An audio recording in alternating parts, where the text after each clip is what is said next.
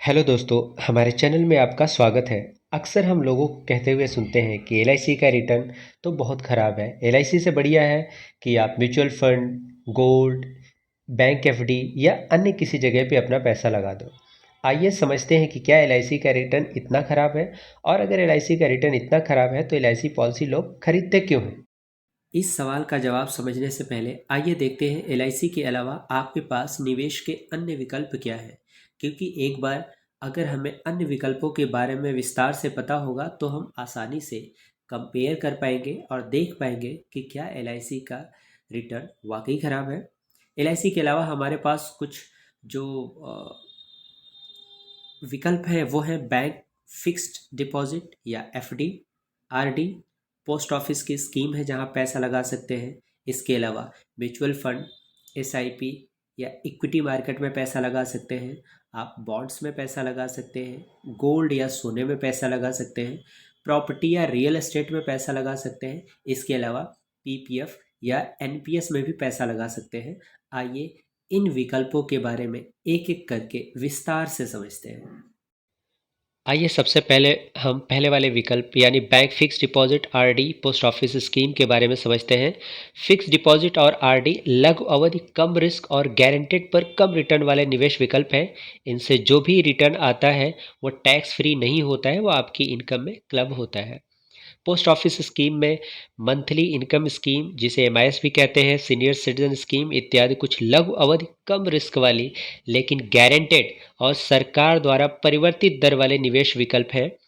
ये इनमें जो रेट होते हैं वो सरकार द्वारा निर्धारित होते हैं। सीनियर सिटीजन स्कीम में अगर आप फिक्स करते हैं 5 साल के लिए तो 5 साल तक रेट गारंटेड रहते हैं। आइए अब हम दूसरे निवेश विकल्प यानी mutual fund, SIP, equity market के बारे में समझते हैं। म्यूचुअल फंड और एसआईपी या सिस्टमेटिक इन्वेस्टमेंट प्लान अलग अलग फंड या फाइनेंशियल इंस्ट्रूमेंट में निवेश है जिससे रिस्क को कम किया जा सके। फंड पर लगने वाले विभिन्न चार्ज, फीस और सरकार के फैसले म्यूचुअल फंड से होने वाले रिटर्न को प्रभावित कर सकते हैं। इक्विटी मार्केट में आप खुद निवेश करके पैसे बना सकते हैं, पर इसके लिए आपको पर्याप्त अनुभव और रिसर्च की ज़रूरत होती है और रिस्क भी ज़्यादा होता है। आप बॉन्ड में निवेश करके भी पैसे बना सकते हैं। कई कंपनियां, राज्य और केंद्र सरकार कई योजनाओं और परियोजनाओं के खर्च के लिए बॉन्ड जारी करके पैसे जुटाती हैं। बॉन्ड कम जोखिम और निश्चित आय प्रदान करने वाले निवेश विकल्प हैं। राष्ट्रीय राजमार्ग के बॉन्ड यानी एनएचएआई के bond, sovereign gold bond, RBI के बॉन्ड इत्यादि कुछ सुरक्षित और ज़्यादा रिटर्न वाले बॉन्ड हैं। गोल्ड या सोने में निवेश। भारत में हर व्यक्ति चाहे थोड़ा सा ही निवेश करे, पर गोल्ड या सोने में निवेश अवश्य करता है। गोल्ड एक लॉन्ग टर्म निवेश विकल्प है। लंबी अवधि में ये हर हाल में अच्छा रिटर्न देता है। फिजिकल गोल्ड में मेकिंग चार्ज देने के अलावा चोरी का भी डर होता है, इसलिए कुछ लोग डिजिटल गोल्ड जैसे सॉवरेन गोल्ड बॉन्ड में निवेश करना ज़्यादा पसंद करते हैं। प्रॉपर्टी या रियल एस्टेट में निवेश। अगर सही जगह प्रॉपर्टी में निवेश कर दिया तो रिटर्न म्यूचुअल फंड या अन्य किसी भी स्रोत से काफ़ी ज़्यादा होगा। रेसिडेंशियल प्रॉपर्टी से ज़्यादा कॉमर्शियल प्रॉपर्टी में रिटर्न मिलता है। प्रॉपर्टी में निवेश आपने किस जगह निवेश किया है या सरकार के नियम बदलने से रिटर्न प्रभावित हो सकता है। पीपीएफ और एनपीएस में निवेश। पीपीएफ या पब्लिक प्रोविडेंट फंड कम रिस्क और ज़्यादा रिटर्न की ज़रूरत को पूरा करता है। ये सरकार द्वारा समर्थित निवेश योजना है जो 15 साल में मैच्योर होती है। एनपीएस या नेशनल पेंशन स्कीम इक्विटी और डेट फंड के मिश्रण पर आधारित पेंशन योजना है। 60 साल की उम्र में कुल इकट्ठा फंड का 60% आप निकाल सकते हैं। बाकी 40% फंड को आपको पेंशन के लिए उपयोग करना पड़ेगा। आइए अब हम एलआईसी में निवेश या एलआईसी से रिटर्न के बारे में बात करते हैं। एलआईसी निवेश नहीं, निवेश की सुरक्षा है। अब तक हमने जितने भी निवेश विकल्प देखे उनको अच्छा रिटर्न देने के लिए पर्याप्त समय चाहिए।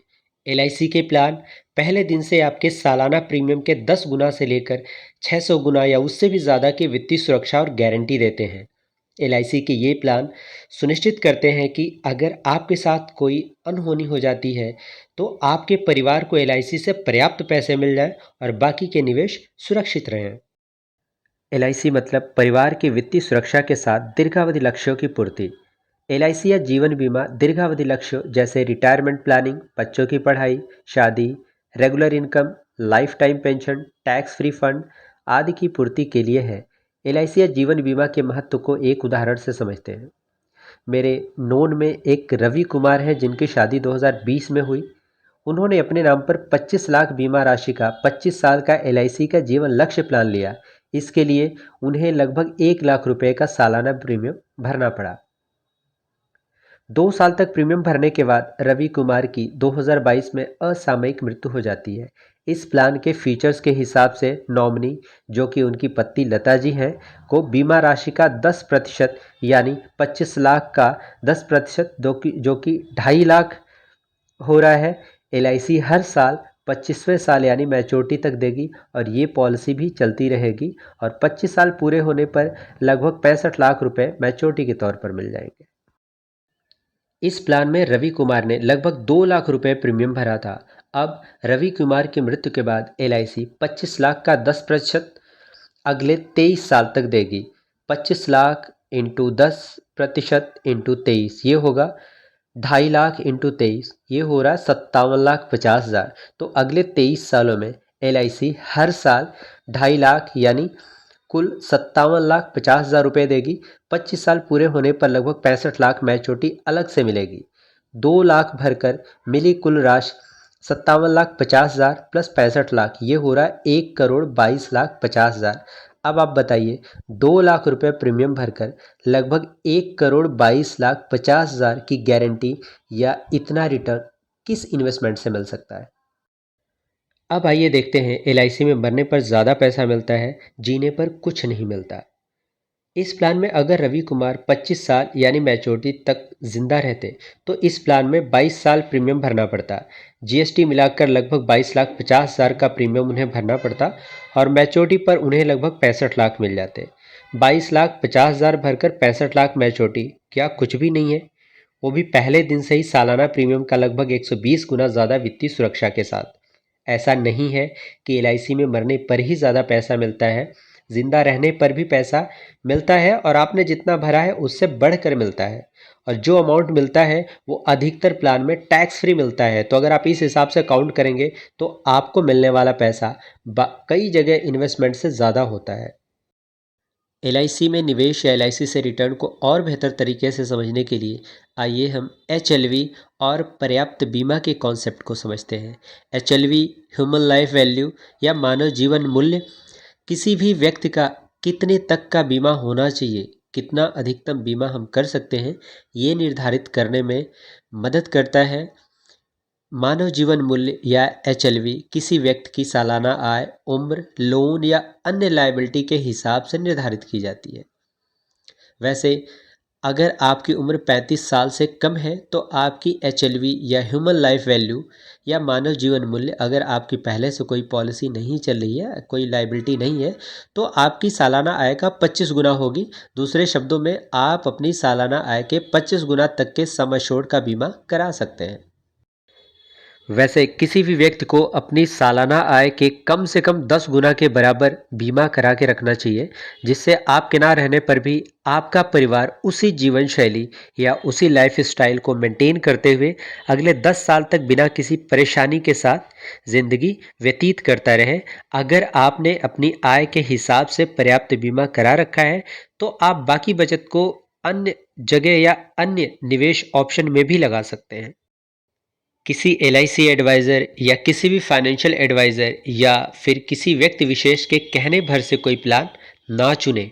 आप अपनी ज़रूरत के हिसाब से प्लान चुनें।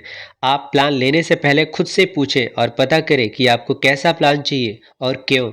ज़्यादा वित्तीय सुरक्षा या ज़्यादा पारिवारिक सुरक्षा वाला प्लान चाहिए, ज़्यादा रिटर्न वाला प्लान चाहिए, बच्चों की पढ़ाई और शादी के लिए प्लान चाहिए, रिटायरमेंट या पेंशन प्लानिंग के लिए प्लान चाहिए।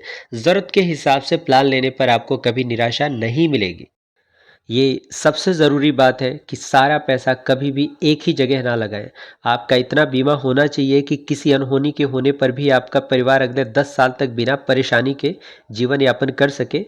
बाकी पैसे को आप लघु अवधि और दीर्घ अवधि के लक्ष्यों में विभाजित करके अलग अलग जगह निवेश करें। कोई भी सिंगल निवेश आपके सारे लक्ष्यों को पूरा नहीं कर सकता, इसलिए निवेश में विविधता होनी चाहिए। उम्मीद है ये वीडियो आपके बहुत सारे सवालों के जवाब देने में सक्षम रही होगी। अगर अभी भी आपका कोई सवाल है तो आप हमें 8766319834 पर व्हाट्सअप कर सकते हैं या यूट्यूब के कमेंट सेक्शन में कमेंट भी कर सकते हैं। वीडियो को देखने के लिए धन्यवाद। आगे की वीडियो को देखने के लिए या टाइमली अपडेट पाने के लिए आप चैनल को लाइक और सब्सक्राइब करें।